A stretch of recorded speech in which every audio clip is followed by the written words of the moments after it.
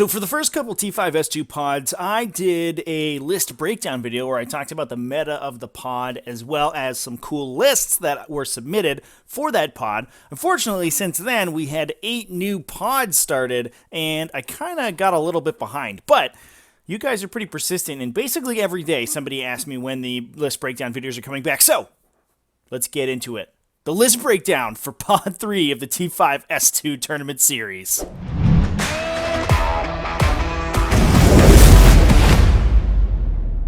What's up, folks? Welcome back to Tactical Tortoise. My name is Trevi, and today we're going to be going over Pod 3 of the T5S2 series and some cool lists from this particular pod. Now, this pod has already started, so I'm going to focus on lists that are doing pretty well because there's a pretty good chance that we're going to have those on stream in the next week or two, so stay tuned for that. First off, going over the general meta of the pods, I mentioned before that we've been seeing a lot of chaos come in, especially in pods 1 and 2, kind of pushing out the Adeptus Astartes and other Imperium that we've usually see.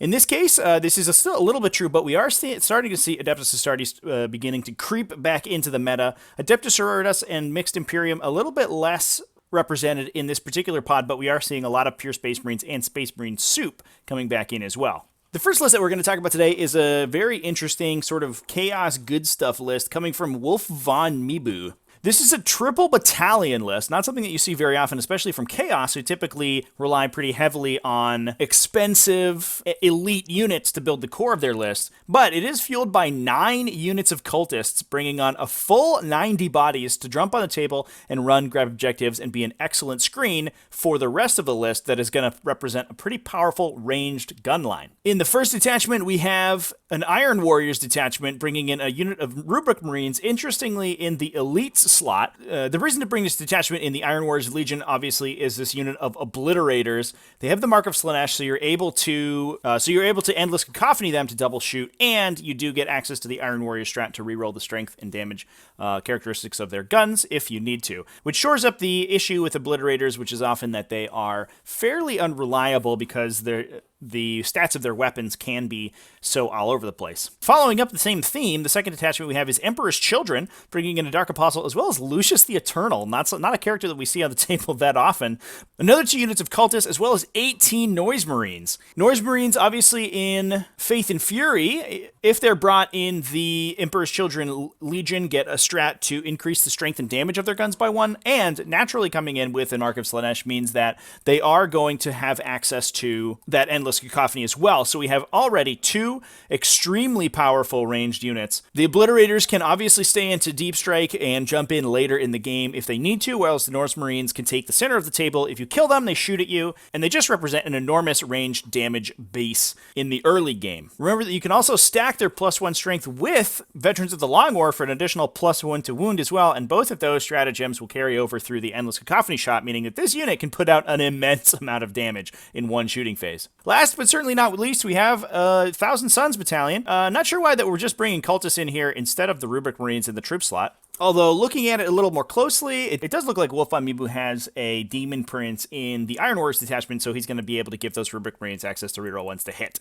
Whereas he doesn't have that in the Thousand Suns detachment all by itself, so that is a little bit additional consistency there, although you lose the ability to get objective secured with that unit. So it is a little bit of a trade-off. So while some of the Thousand Suns stratagems do require you to be in a Thousand Suns unit, the ones that I assume Wolf von Mibu is bringing these guys for is Risen Rubricae as well as Infernal Fusillade for the setup first and double tap on top of 1 combo that we spoke about previously. Again, this combo does work because Wolf von Mibu has a Thousand Suns detachment that unlocks his access to the stratagems. The stratagems themselves only target Rubric Marine units. It doesn't matter what legion they're in.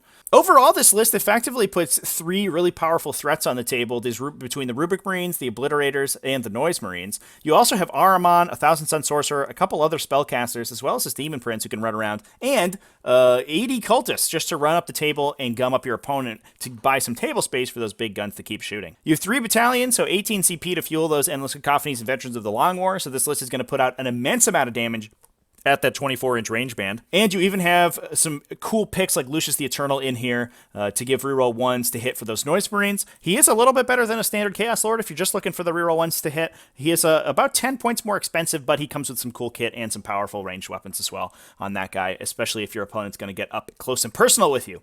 Overall, very cool list. A bunch of interesting Chaos combos, and I like to see them all sort of jammed into one list together. And I think the Triple Battalion is actually a really smart combination of detachments in order to fuel that, because Chaos does tend to run through its CP pretty quickly.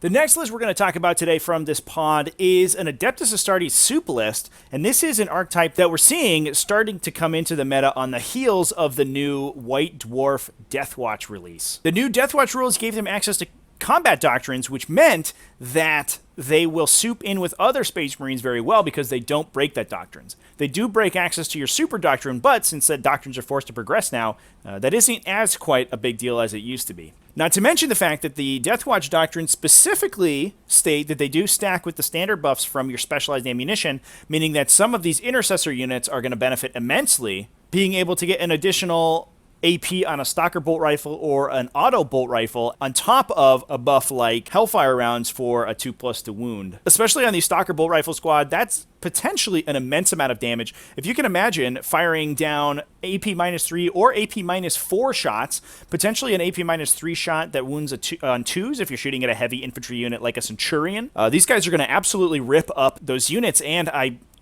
almost wonder if they're going to start pushing them out of the meta entirely. As we'll talk about lists and more pods, you're going to see a couple different versions of this Astartes soup, and I think one of the coolest things about it is that having a backbone of Deathwatch infantry, which are some of the most effective infantry in the game, gives you an enormous amount of flexibility with the other detachment that you bring in. Whether you're bringing in Blood Angels for powerful melee units, a Deep Strike, you're bringing in Space Wolves for powerful special characters, or you're bringing in something like Imperial Fists or Iron Hands for extremely powerful artillery. There's an almost limitless number of combinations that you can bring in with these Astartes soup lists, and as we go through it's going to be really cool to see the different technology that people come up with. In this list in particular, we have 2 units of Deathwatch intercessors. Each of them is bringing in a single aggressor with Boltstorm gauntlets, as well as the rest of the unit being kitted out with Stalker bolt rifles. Like I said before, that's going to give them access to an immense amount of AP and multi-damage shooting from a very long range. Because you can't stack your specialized ammunition with bolter discipline, only having one shot anyway means that you don't actually care about that bolter discipline. So either Stalker bolt rifles or auto bolt rifles are both incredibly powerful on these units. Barb's also bringing a veteran unit that's coming in with 5 standard loadout veterans with a Stormbolter and a Storm Shield to be just a resilient fire base. They can fire 4 potentially Hellfire rounds, wounding on 2s,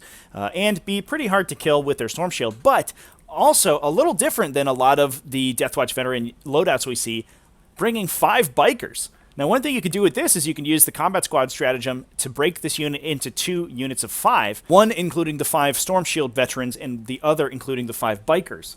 Due to some weirdness in the wording of their mixed squads ability, the 5 bikers retain their infantry keyword, which means that you can have these guys, busting through walls with their bikes or driving them up to the 2nd floor of ruins, all sorts of crazy things. The loss of mobility that you can sometimes experience with biker units is totally ignored by these guys, and although they can't use their bolter discipline to get their full shots at max distance for being a biker alongside their specialized ammunition, they are fast enough that they can just blast in and shoot you 20 times with potentially AP1 Hellfire rounds that are wounding everything that's not a vehicle on 2s.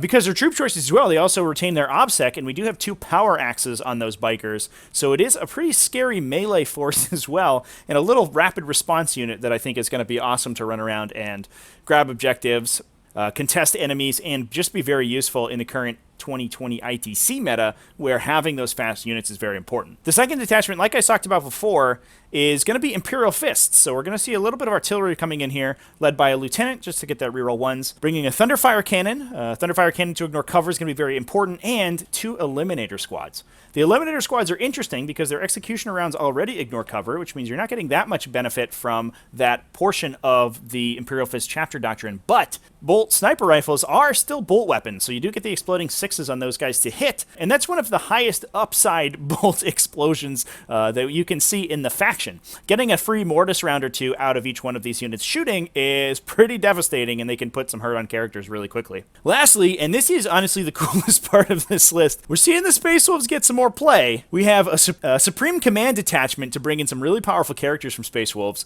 including Arjak Rockfist, not a character that we see that often, and Ragnar Blackmane, the new superstar of the Space Marine close combat phase. This guy, for only 120 points, is one of the highest damage output melee characters in the entire game, especially when you're combining Touch of the Wild for exploding 4s in melee with his just stack of 10 attacks. That guy's going to be averaging, 15 or so hits pretty reliably with his big old damage 2 chainsword every time he goes to fight. Absolutely insane character.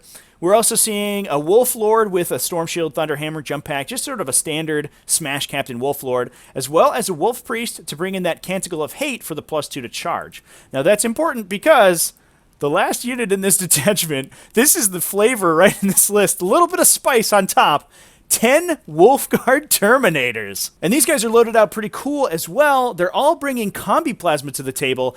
6 of them are rocking Storm Shields as well, and the rest of them are rocking Thunderhammers. Obviously, there are a couple little micro combos in this detachment that are going to be very important. Arjak Rockfist gives any Wolfguard units +1 attack within 6 inches of them, and being in Terminator armor himself, he can also Deep Strike in alongside these guys. Then, with the Wolf Priest, if you get Canticle of Hate off, you Deep Strike them, chained back to the Wolf Priest. You get to blast something with your Combi Plasma, rerolling 1s from the Wolf Lord so you don't explode yourself that easily. You also have a 1 CP stratagem to give them +1 to hit, which means that their explosions are going to be almost impossible, basically only going off if you have a hit penalty on you already, and rerolling 1s to wound from Arjak because of his Lieutenant aura. Then, on top of that, you're getting a 7-inch charge into melee to get those Thunderhammers stuck in, +1 attack from Arjak Rockfist, and rerolling that charge from Ragnar Blackmane, giving you a pretty reasonable chance of making the charge with those Wolfguard the turn they come in. Obviously, the rest of the list is fairly passive. The Intercessors give you a very good backbone to your list with this long-range Stalker Bolt Rifle shooting, as well as the Veterans are able to move around the table and grab some objectives early with their Bikers. But these guys are going to be the enormous spearhead that you're going to sort of spearhead your army's attack on. The Wolfguard can drop in the center of the table, be an absolute shooting battery, alongside all these powerful characters coming in behind them to give them their buffs and potentially make combat and close things out in the late game. Overall, this is an example of the incredible flexibility that you can build into Astartes soup, and essentially no 2 of these mixed Astartes lists that we've seen so far have been the same. So as we keep going down these list breakdowns for the pods, we're going to be seeing a lot of these mixed Astartes lists, and we're going to be seeing a lot of very unique tech that these players are coming up with. It's going to be really cool to see these models on the table, and it's going to be really cool in the future to see where mixed Astartes can go. I think it's a very powerful archetype at this stage and incredibly flexible. Now let's go into a little bit of a sneak peek into how this pod is going. We are 2 rounds in and about to open up the semifinals. Remember that you can visit all of the current standings for all the T5S2 pods at tabletop.do/T5S2-season-1. So far, we've seen Barb and Wolf Von Mibu both win their round 1 games. Wolf Von Mibu absolutely destroying his poor opponent. I imagine those 80 cultists were able to take the center of the table quickly and score a bunch of bonus objectives for that maximum of 42, while the rest of the list's shooting battery really ripped apart his opponent and stopped him from being able to contest those objectives effectively. On the other hand, Barb looks like won a very close game against his round 1 opponent, but was able to take that down, and in round 2, we did see Barb win again another close game, 26-21. Wolf Von Mibu almost maxing out his second game as well with 41-14. Looks like this guy is probably the favorite to win the event so far with his mixed Chaos Space Marine list, and it's going to be awesome to see these guys progress to the semifinals. Right now, we're trying to stream all semifinals and finals games for any of the T5S2 pods, so I think we're going to get both of these lists on the stream pretty soon. You can visit us in the Discord and go to the stream schedule to see the information on any future streams that we have planned so far, and obviously those will be planned on the channel as well. So if you go check out Tactical Tortoise on YouTube, you'll be able to see any streams that we have pre-scheduled. If you want to join a T5S2 pod yourself, just head on over to our Discord. The link is in the description. You can go to the Join a Pod channel and be entered to the waitlist. If you are a patron at patreon.com/tacticaltortoise, you do enter the waitlist right at the top, so it's a little bit faster to get into a pod. But otherwise, if you're not, the next time that a pod opens, the top 16 players on the waitlist will be added to it, and you'll be notified in the channel so that you can get started playing. One more bit of housekeeping for the Patreon is that I have added a personalized coaching level. Several people have asked me if I do offer personal coaching, and now I do. So you can just jump on there. The tier includes a monthly 1-hour coaching session, one-on-one, where I'll help you build a list and we'll talk to you about piloting it correctly, and we can have more of those sessions available upon request based on my schedule. So if you are interested in that, head on over to patreon.com/tacticaltortoise and you can join that tier. Everyone will also get early access to any videos that go up on my channel, as well as exclusive videos in the Tortoise level and above. So that's it for this list breakdown. Thanks everybody for watching, and I hope you enjoyed it. I hope you guys do like the look of the list that we're seeing coming out of the T5S2 series so far. People are trying out a lot of new, unique tech, and I think it's going to be awesome to see how well it does on the tabletop. Stay tuned for more list breakdowns, as I do have 7 more pods to cover, so I'll see you around in the next video. Remember to keep it classy, folks, and have happy board gaming.